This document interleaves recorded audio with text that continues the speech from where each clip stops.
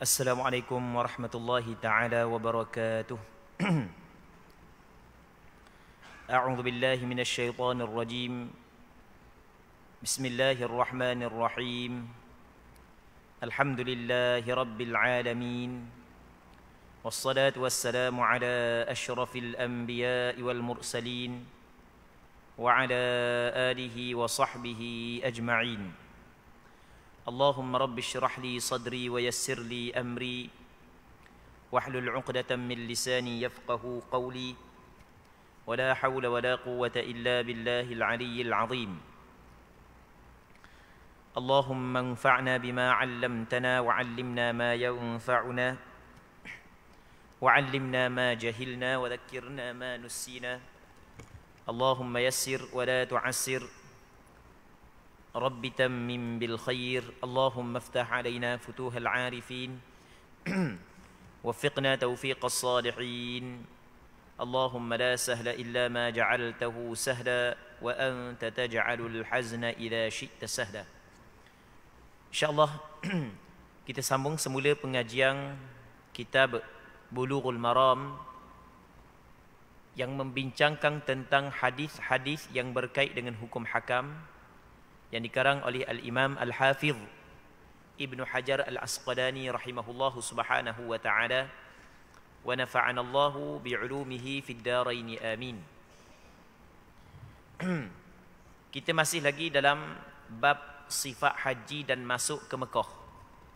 Sifat haji maksudnya gambaran ibadat haji yang pernah dilakukan oleh Nabi sallallahu alaihi wasallam dan bagaimanakah cara Rasulullah sallallahu alaihi wasallam masuk ke Mekah ketika melakukan ibadat haji. Muslimin muslimat yang dirahmati oleh Allah Subhanahu wa taala. Semua kita tahu bahawasanya mengerjakan haji ataupun melaksanakan haji adalah salah satu daripada rukun Islam. Allah Subhanahu wa taala di dalam Al-Quranul Karim dalam beberapa ayat memerintahkan kepada kita untuk mengerjakan haji. Antaranya adalah firman Allah Subhanahu wa taala, "Wa atimmul hajja wal umrata lillah." Hendaklah kamu menyempurnakan haji dan umrah untuk Allah Subhanahu wa taala. Dalam ayat yang lain Allah Subhanahu wa taala berfirman, "Walillahi 'alan nasi hajjul baiti man istata'a ilaihi sabila." Dan untuk Allah menjadi kewajipan kepada manusia mengerjakan haji ke Baitullah bagi mereka yang mampu kepadanya. Namun cara mengerjakan haji secara terperinci tidak disebut di dalam Al-Quranul Karim. Sebagaimana dalam Al-Quranul Karim Allah Ta'ala memerintahkan kepada kita sembahyang, wa aqimus salah, hendaklah kamu mendirikan sembahyang. Namun cara terperinci melaksanakan ibadat sembahyang tidak disebut di dalam Al-Quranul Karim.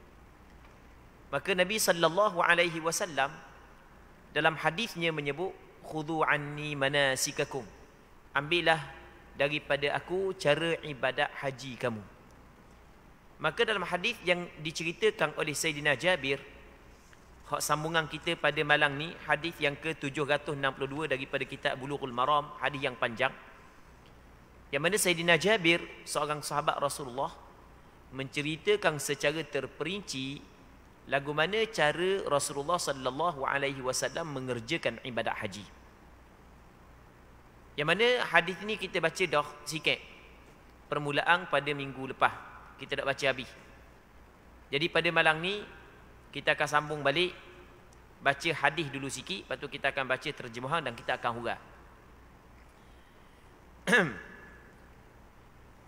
Sambungan hadisnya, hatta idza atainal baita استلم الركن فرمل ثلاثا ومشى أربعة ثم أتى مقام إبراهيم فصلى ثم رجع إلى الركن فاستلمه ثم خرج من الباب إلى الصفا فلما دنا من الصفا قرأ إن الصفا والمروة من شعائر الله أبدأ بما بدأ الله به فرقي الصفا حتى رأى البيت فاستقبل القبلة فوحد الله وكبره وقال لا إله إلا الله وحده لا شريك له له الملك وله الحمد وهو على كل شيء قدير لا إله إلا الله وحده أنجز وعده ونصر عبده وهزم الأحزاب وحده ثم دعا بين ذلك 3 مرات ثم نزل إلى المروة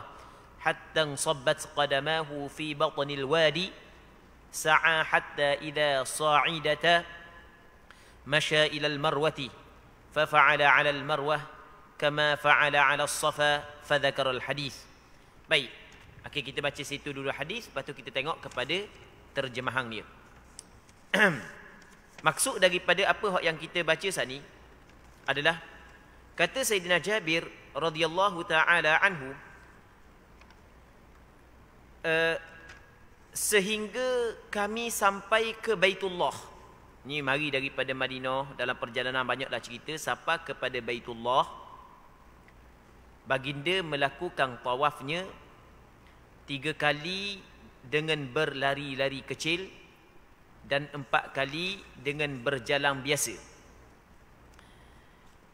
Sebenarnya dalam hadis ni dia ada satu benda yang tidak diterjemah oleh penterjemah kita, yang mana Jabir menyebut hatta idza atainal baita istalamar rukn, sehingga apabila kami datang kepada Baitullah, maka Rasulullah istilam kepada rukun. Yang dimaksud dengan rukun di sini adalah rukun Hajar Aswad. Jadi apabila sampai ke Baitullah, Rasulullah melakukan istilam. Istilam ni Rasulullah sentuh dengan tangan kanan Hajar Aswad sebelum daripada Rasulullah sallallahu alaihi wasallam memulakan tawaf. Maka berpandukan kepada perbuatan Nabi sallallahu alaihi wasallam ini, disunatkan bagi orang yang ingin melakukan tawaf, permulaan tawafnya dia sentuh dengan tangan Hajar Aswad. Dulu tak apalah, tak sibuk. Lah ni tak boleh nak sentuh warna lah ni. Nak sentuh warna tak boleh. Baik. Lepas daripada itu Rasulullah sallallahu alaihi wasallam berlari anak, cakap kita lari jalan cepat, jalan laju. Tapi tidaklah lari laju sangat. Yang ni kita cerita dah. Orang tua kata dia lari anak-anak. Lari anak sebanyak 3 pusingan dan berjalan biasa sebanyak 4 pusingan. Maka kata ulama sunat bagi orang yang melakukan tawaf, yang setelah daripada tawaf itu ada sa'i. Setiap tawaf yang setelah daripadanya ada sa'i, sunat dia melakukan ramal 3 pusingan yang pertama. Tapi hak ni khusus kepada lelaki, tidak kepada perempuan. Ramal ni kita berlari anak. Dia ceritanya pada tahun Umratul Qadha, kan pada tahun Hudaibiyah Rasulullah dilarang masuk ke Mekah. Selepas daripada tu Rasulullah buat Umratul Qadha. Jadi masa Rasulullah sampai Mekah, maka puak-puak musyrikin Mekah, dia kata lagu mana kepada puak-puak dia? Dia kata kat lagi ada satu kaum yang melemahkan akan mereka itu demang daripada Madinah. Maksudnya dah perjalanan jauh, letih apa semua sekali, dah agak dah. Jadi apabila Rasulullah sallallahu alaihi wasallam dengar puak-puak musyrikin Mekah saat itu mengatakan orang-orang yang bersama dengan Rasulullah datang ke Mekah dalam keadaan dah agak jauh perjalanan, maka Rasulullah sallallahu alaihi wasallam memerintahkan kepada para sahabat supaya berlari, nak tunjuk kuat, bukan setakat berlari, bukan tunjuk body ni, tunjuk body, alik kanan. Dia sunat bagi orang yang sampai di Mekah, dia masa dia nak buat tawaf saat itu dia buka body sebelah kanan. Baik. Jadi Rasulullah berlari sampai ke puak-puak musyrikin Mekah duk tengok, oh, kita ingat dah agak dah jalan jauh, rupanya gagah lagi. Dah mari daripada jauh sampai Mekah, berlari pula 3 pusingan. Baik. Selepas daripada itu berlakunya tahun Fathu Makkah.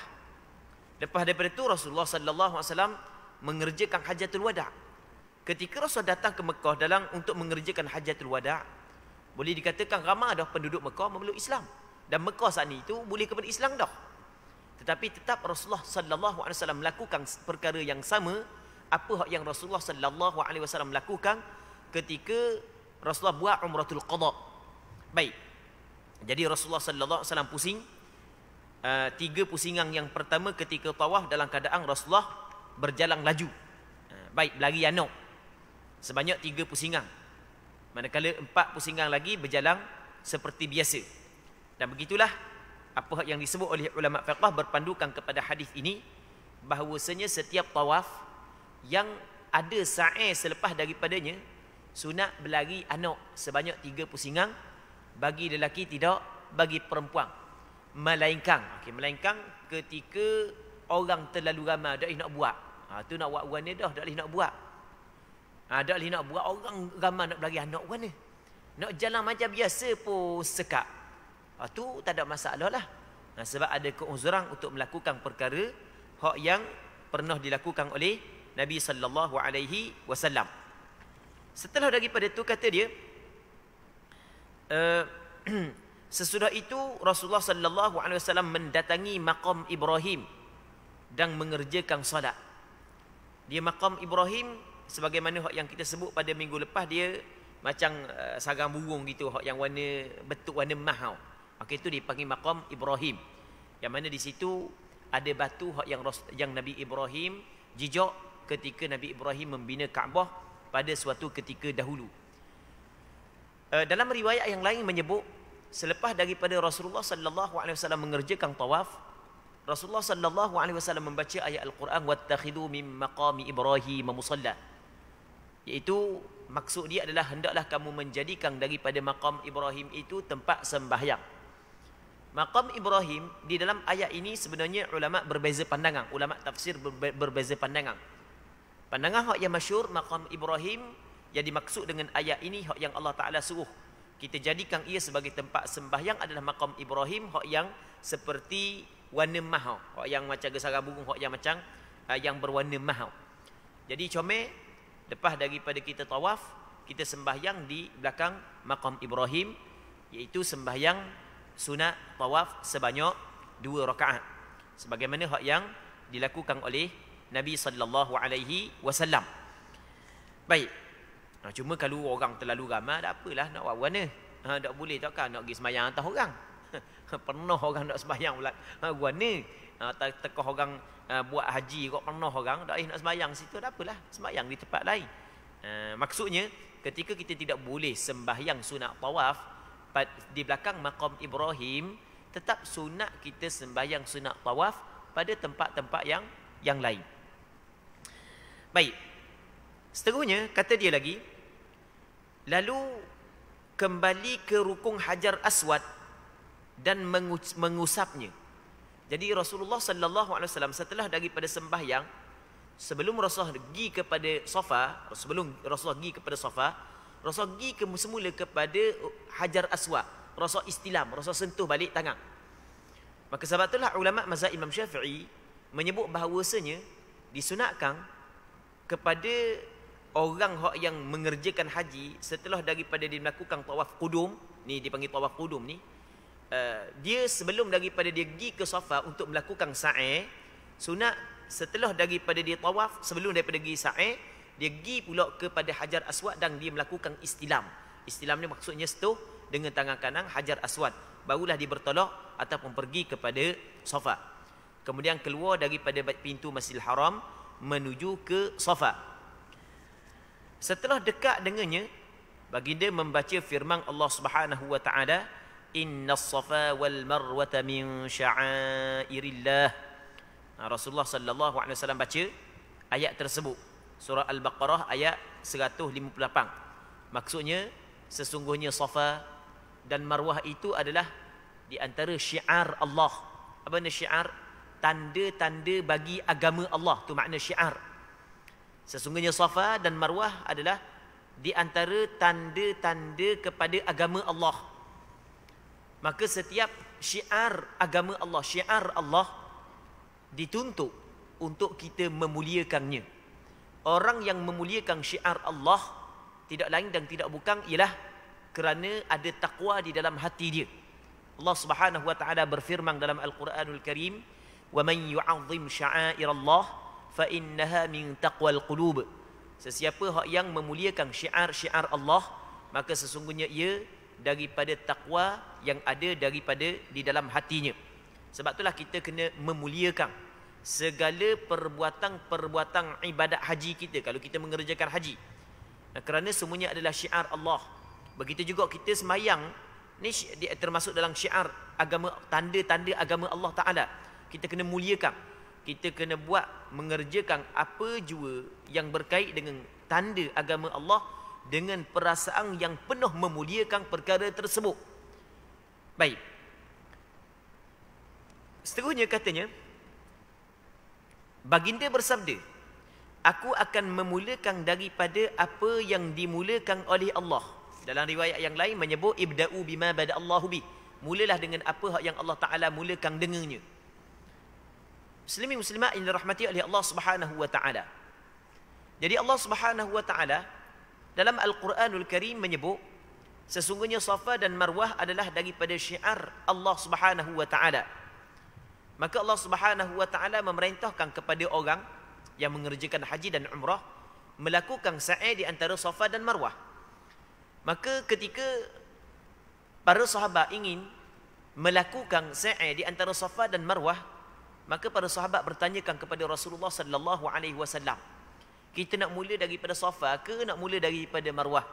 Maka kata Nabi sallallahu alaihi wasallam, "Abda'u bima bada'allahu bih."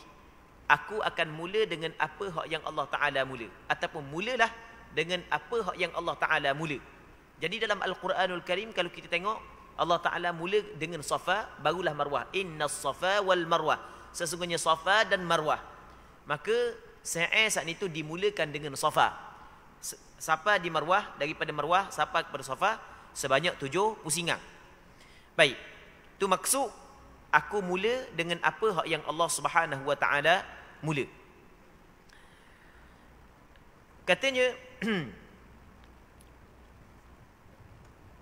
baginda menaiki bukit Safa sehingga dapat melihat Kaabah, lalu menghadap ke arah kiblat dan mengesakan Allah serta bertakbir, membesarkan namanya, mengesakan Allah, sebut la ilaha illallah, bertakbir dengan makna Allahu Akbar. Kemudian Rasul mengucapkan la ilaha illallah wahdahu la syarika lah, lahul mulku wa lahul hamd wa huwa ala kulli syai'in qadir. La ilaha illallah anjaza wa'dah wa nasara 'abdah wa hazama al-ahzaba wahdah. Baik. Cerita ni lagu mana muslimin muslimat yang dirahmati oleh Allah Subhanahu wa taala. Jadi Nabi sallallahu alaihi wasallam setelah daripada selesai tawaf, maka Rasul sembahyang sebanyak 2 rakaat di belakang maqam Ibrahim.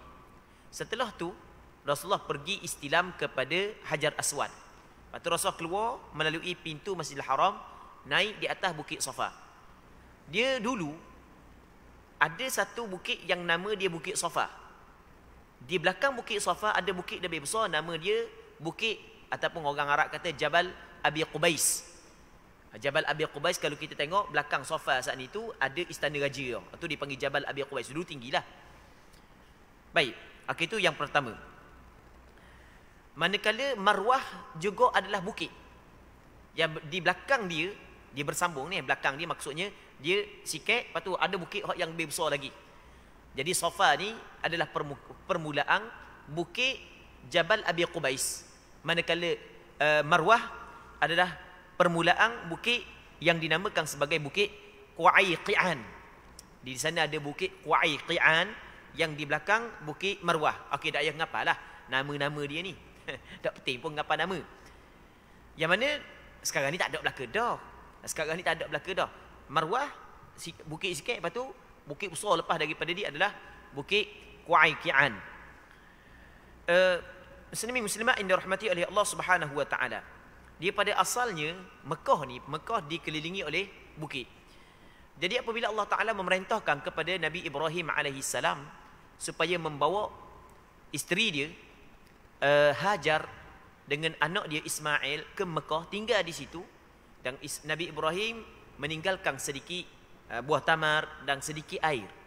Jadi apabila habis dah buah tamar, habis dah air dimakan oleh Hajar dengan anak dia Ismail, maka Hajar saat itu nak carilah air. Tengok anak dahaga ni anak lapar nak cari air. Maka dia nak cari air saat itu dia akan naik atas bukit Safa. Dia naik bukit Safa. Lepas tu tengok dia pun turun bukit Safa. Dia kawasan turun bukit Safa tu dia panggil ada satu lembah. Ada lembah. Jadi siapa di lembah saat ni tu, dia tak nampak anak dia yang dia tinggal tengah tu. Kaabah tu. Dekat dengan Zamzam tu. Telaga Zamzam tepi Kaabah je. Baik, dia tak nampak anak dia. Jadi apa dia tak nampak anak dia masa ketika dia duduk bawah lembah, maka dia berlari. Dia berlari, naik sikit ke kawasan tinggi, nampak anak dia, lega sikit, lepas tu pergi jalan sampai ke bukit Marwah. Begitulah sampai ke 7 kali. Akhirnya dia bunyi suara. Bunyi suara, dia dapati malaikat Jibril mengeluarkan air Zamzam di bawah kaki Nabi Ismail alaihi salam. Jadi oleh kerana pengorbanan Hajar dalam menurut perintah Allah Subhanahu wa taala, dan pernah Siti Hajar saat itu berlari di antara Safa dengan Marwah sebanyak 70 singang untuk mencari air untuk dia dan anak dia, maka Allah Subhanahu wa taala memerintahkan kita melakukan perkara yang sama sehingga hari kiamat, memperingati pengorbanan yang pernah dilakukan oleh keluarga Nabi Ibrahim dalam melaksanakan tuntutan daripada Allah Subhanahu wa taala agar setiap hamba Allah Subhanahu wa taala sanggup berkorban sebagaimana hak yang pernah dilakukan oleh keluarga Nabi Ibrahim dalam menjalankan tanggungjawab kita sebagai hamba Allah Subhanahu wa taala. Baik, kita kalau kita pergi pada hari ini, Allahu Rabbi, Mekah memang kawasan hak yang ataupun tempat hak yang bangunan tinggi-tinggi saja. Kalau kita pergi sekarang ni. Tapi suatu ketika dahulu tempat itu tempat yang tak ada benda. Tak ada benda, tak ada penduduk. Tapi Allah Ta'ala memerintahkan kepada Nabi Ibrahim, hantar Hajar dengan anak dia Ismail yang masih lagi kecil, duduk situ. Dan Allah Ta'ala jaga dia. Akhirnya sampai ke sekarang penuh penempatan. Rebut pula orang nak pakat duduk situ. Rebut pula orang nak pakat tinggal di situ. Baik, Muslimin muslimat yang dirahmati oleh Allah Subhanahu wa taala. Katanya baginda menaiki bukit Safa sehingga dapat melihat Kaabah. Sebab itulah kata ulama, ketika kita nak melakukan sa'i, maka hak yang comelnya kita naik kepada bukit Safa. Lepas tu kita hadap kepada Kaabah sehingga kita dapat melihat Kaabah. Kalau sekiranya dapat nampaklah. Sebab dia kadang-kadang apabila melakukan ada pembinaan di sana, kita tak nampak Kaabah. Jadi tak nampak Kaabah, kita naik jugalah. Kita naik tinggi. Dia bukan mesti naik tinggi. Naik tinggi ni hukum dia adalah sunat saja. Baik. Katanya lalu menghadap ke arah kiblat dan mengesakan Allah la ilaha illallah serta bertakbir Allahu akbar. Kemudian Rasulullah sallallahu alaihi wasallam baca la ilaha illallah wahdah la syarikalah lahul mulku wa lahul hamd wa huwa ala kulli syai'in qadir. La ilaha illallah anjaza wa'dah wa nasara 'abdah wa hazamal ahzaba wahdah. Ni kita lah ni kalau tak ngapal pun tak apa, kita buat buku. Tapi sebaik-baiknya kita ngapal lah. Benda ni bukan payah sangat. Ingat aja. Hafal. Tiada Tuhan yang berhak disembah selain Allah Ta'ala semata-mata. Tiada sekutu baginya. Semua kerajaan dan segala puji hanyalah miliknya Allah. Dan dia yang maha kuasa ke atas segala sesuatu. Tiada Tuhan yang berhak disembah selain Allah. Dia telah melaksanakan janjinya. Maksud dia Allah Ta'ala melaksanakan janjinya. Dia berjanji untuk memberi pertolongan kepada Rasulullah sehingga Rasulullah dapat membuka dan menakluk kota Mekah dan menolong hambanya. Yang dimaksud dengan hambanya di sini adalah Nabi Muhammad sallallahu alaihi wasallam, dan mengalahkan sendiri golongan yang bersekutu. Maksudnya dalam peperangan Ahzab, Allah Subhanahu wa taala mengalahkan musuh tanpa melalui peperangan yang sengit. Kalah gitu je musuh, pakat balik kampung belaka.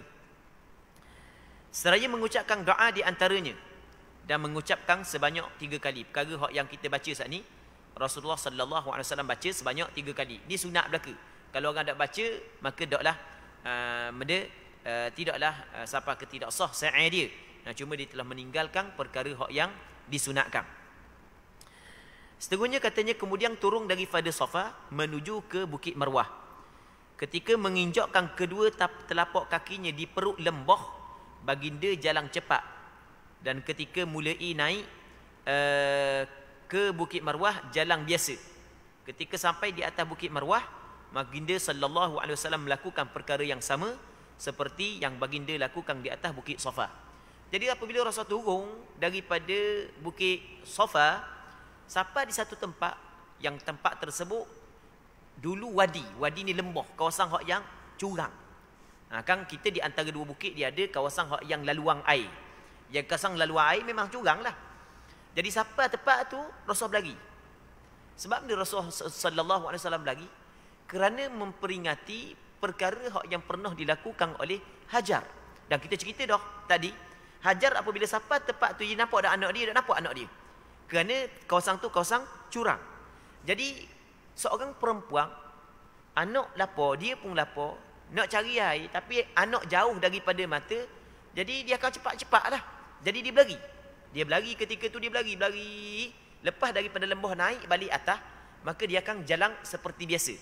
Sekarang ni tak ada paman di lembah, tak ada belaka dah. Cuma dia buat benda, dua lampu hijau.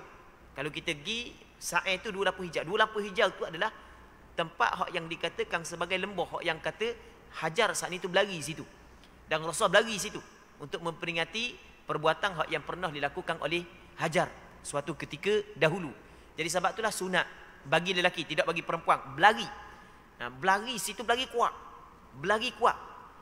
Di antara dua lampu hijau, tengok lampu hijau tahulah. Tengok tempat orang berlari, berlarilah. Tapi jangan tengok orang berlari sajalah mekang. Lepas daripada lampu hijaunya berlari juga. Kawan ni senok perut, nak berok. Kita ingat dia berlari sebab sunat. Jadilah gitu. Muslimin muslimat yang dirahmati oleh Allah Subhanahu wa taala. Seterusnya kata dia lagi, ketika sampai di atas Bukit Marwah, Nabi sallallahu alaihi wasallam melakukan perkara yang sama sebagaimana hak yang Rasulullah sallallahu alaihi wasallam lakukan ketika Rasulullah sallallahu alaihi wasallam berada di atas Bukit Safa. Rasul baca la ilaha illallah, Allahu akbar, la ilaha illallah wahdahu la syarikalah, sebagaimana hak yang kita baca tadi sebanyak 3 kali. Baik. Setelah daripada itu baginda sallallahu alaihi wasallam, Jabir radhiyallahu taala anhu melanjutkan lagi, yang antara lain disebutkan bahawa ketika hari Tarwiyah tiba mereka berangkat menuju ke Mina.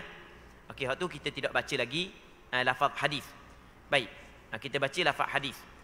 Wa fihi falamma kana yawm at-tarwiyati tawajjahu ila Mina wa rakiba Rasulullah sallallahu alaihi wasallam wa shalla biha adh-dhuhr wal 'asra wal maghriba wal 'isha wal fajr thumma makatha qalilan hatta tala'at asy-syams فأجاز حتى أتى عرفة فوجد القبة قد ضربت له بنمرة فنزل بها حتى إذا زاغت الشمس أمر بالقصواء فرحلت له فأتى بطن الوادي فخطب الناس ثم أذن ثم أقام فصلى الظهر ثم أقام فصلى العصر ولم يصل بينهما شيئا. Baik. Maksud dia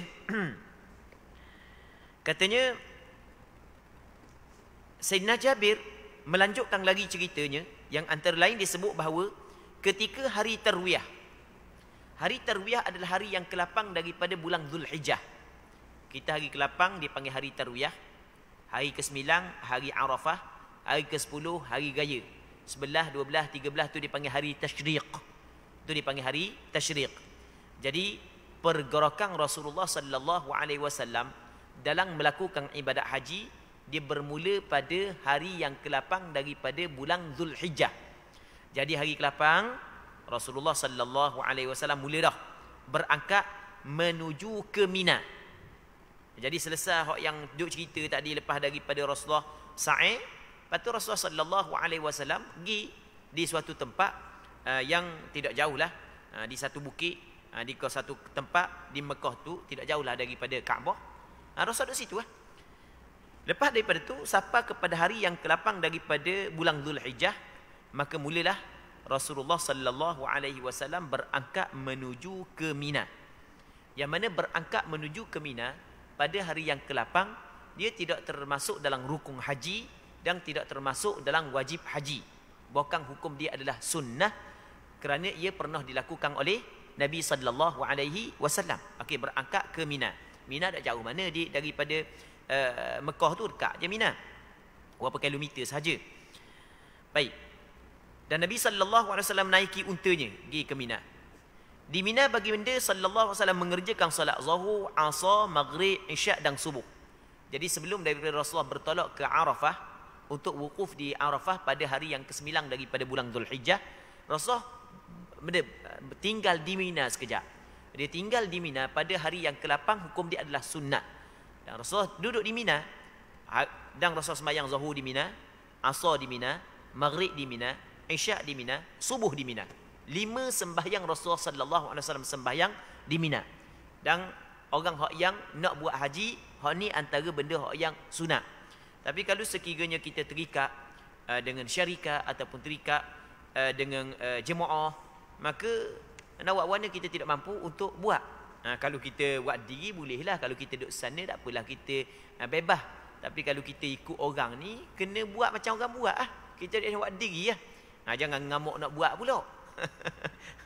Jadi kalau sekiranya orang tak bawa, jangan ngamuk, jadi susah kat orang. Baik. Muslimin muslimat yang dirahmati oleh Allah Subhanahu wa taala. Katanya kemudian Rasulullah sallallahu alaihi wasallam diam sebentar lepas daripada sembahyang subuh. Rasulullah duduk sekejap sehingga matahari terbit. Apabila keluar matahari, lalu bergerak menuju ke Arafah. Barulah Rasulullah bergerak menuju ke Arafah. Setibanya di sana, baginda mendapati ada kemah kecil telah dibuatkan untuknya di Namirah. Dia dekat dengan Arafah, tepi Arafah. Dia dah masuk Arafah lagi. Tepi Arafah sana tu ada nama tempat, nama dia Namirah. Sekarang ni ada masjid di situ, Masjid Namirah. Baik, di Namirah saat itu Rasulullah dapati ada kemah yang para sahabat telah buat untuk Nabi sallallahu alaihi wasallam. Maka Rasulullah berhenti dalam kemah tersebut, berehat dalam kemah tersebut. Lalu baginda turun dan berehat di dalamnya ketika matahari telah tergelincir. Sebab dia masuk waktu wukuf di padang Arafah apabila gelincir matahari pada hari yang ke-9 daripada bulan Zulhijjah. Ni hari ke-9 dah hari ke-9 dah Jadi sebelum Rasulullah sampai di Namirah, sebelum daripada Arafah, tepi Arafah je. Baik. Belum lagi gelincir matahari. Sampai awal lagi. Jadi Rasul rehat dalam kemah tu, rehat dulu. Baik, bukan rehat sajalah, ada zikir-zikir dan doa-doa yang Rasulullah sallallahu alaihi wasallam baca dah. Baik. Sebab Rasulullah sallallahu alaihi wasallam sentiasa berzikir kepada Allah fi kulli ahyani, pada setiap keadaan Nabi sallallahu alaihi wasallam. Jadi Rasulullah keluar daripada kemah tersebut ataupun keluar meninggal Namirah saat itu, pergi kepada Arafah setelah daripada gelincir matahari. Gelincir matahari ni maksudnya masuk waktu zuhur. Masuk waktu zuhur, mulalah Rasulullah sallallahu alaihi wasallam bergerak pergi ke Arafah. Arafah ni nama tempat, Namirah nama tempat, Mina nama tempat. Ni nama-nama tempat belaka kan. Dan kalau orang pergi umrah ni, orang pergi umrah biasanya kita akan buat ziarah lah, ziarah luar Mekah. Antara tempat yang kita ziarah, Namirah lalu je, Arafah turun. Baik, tempat orang ziarah belaka ni. Baik, ni nama tempat lah. Baginda sallallahu alaihi wasallam lalu Rasulullah bergerak menuju ke Arafah. Setibanya di sana, yakni di Arafah, baginda menjumpai lalu baginda turun dan berehat di dalamnya. Ketika matahari telah tergelincir, baginda memerintahkan agar Al-Qaswa. Al-Qaswa ni adalah nama kepada unta Nabi sallallahu alaihi wasallam. Rasul memerintahkan kepada Al-Qaswa dipersiapkan untuknya. Lalu diletakkan pelana. Lepas tu Rasul pun naik. Baginda mendatangi perut lembah, lalu berkhutbah kepada kaum muslimin. Jadi sampai di situ Rasul pun berkhutbah. Sesudah itu azan diserukan. Begitu pula dengan iqamahnya. Lalu solat zuhur, selanjutnya diserukan iqamah untuk solat asar. Baginda sallallahu alaihi wasallam tidak mengerjakan solat apapun di antara keduanya.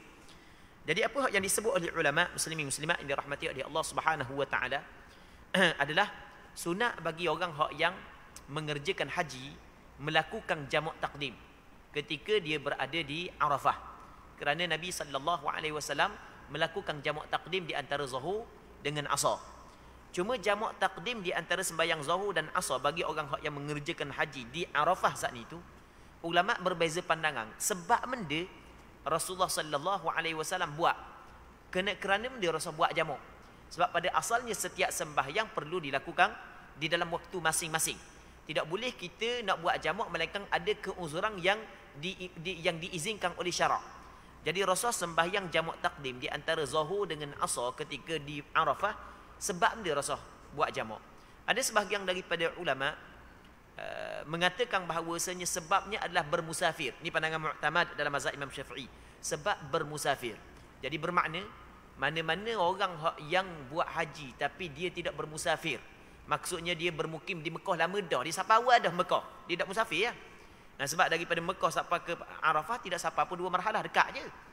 Baik, dia tidak dikirakan melakukan permusafiran yang jauh, maka tidak boleh dia melakukan jamak di antara Zuhur dengan Asar ketika dia berada di Arafah. Begitu juga di antara Isya dengan Maghrib dengan Isya ketika dia berada di Muzdalifah lagi. Dia tak boleh. Baik. Bahkan mesti dia kena buat setiap sembahyang dalam waktunya. Kerana dia tidak ada keuzuran yang boleh dia buat jamak.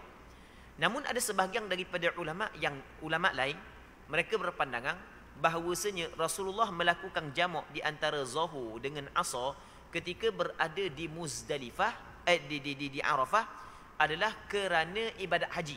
Maka setiap orang yang melakukan haji sama ada dia bermusafir ataupun tidak boleh dia buat jamak ketika dia berada di Arafah. Jadi sekarang ni ulama berbeza pandangan. Sekali lagi ya, kita kena sebut sekali lagi. Rasulullah buat jamak. Sekarang ni memang jelas dalam hadis yang diriwayat daripada beberapa orang sahabat Rasulullah sallallahu alaihi wasallam.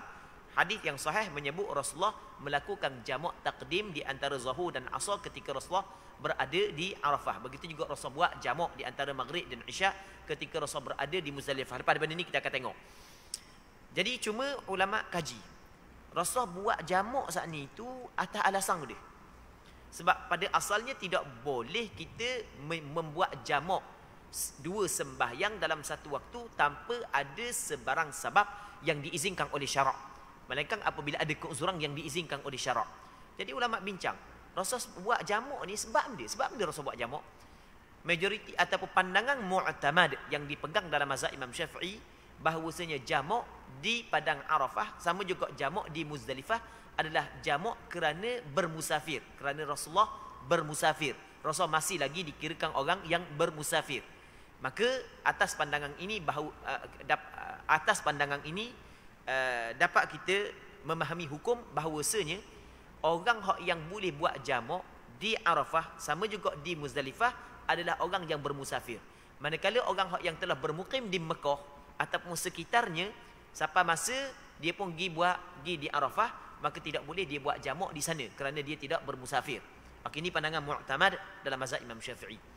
Di sana ada pandangan yang kedua yang mengatakan bahawasanya sebenarnya jamak di Arafah dengan jamak di Muzdalifah bukan kerana bermusafir tetapi kerana melaksanakan ibadat haji. Maka atas pandangan ini bahawasanya setiap orang yang mengerjakan haji sama ada dia bermusafir ataupun tidak, maka boleh dia buat jamak di antara Zuhur dengan Asar dan Maghrib dengan Isya ketika dia berada di Arafah ataupun Muzdalifah. Muslimin muslimat yang dirahmati oleh Allah Subhanahu wa taala. Katanya lalu kembali menaiki kenderaannya sehingga sampai di tempat wukuf.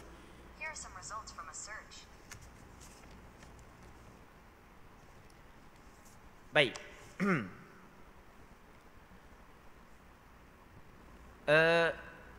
Lalu kembali menaiki kenderaannya sehingga sampai di tempat wukuf. Di sana baginda menambahkan al-qaswa pada satu batu besar sehingga perutnya rapat dengannya untuk memberi ruang bagi orang-orang yang berjalan di hadapannya. Muslimin muslimat yang dirahmati oleh Allah Subhanahu wa taala. Dalam hadis ni Sayyidina Jabir menyebut bahawasanya apabila Rasulullah sallallahu alaihi wasallam selesai dah,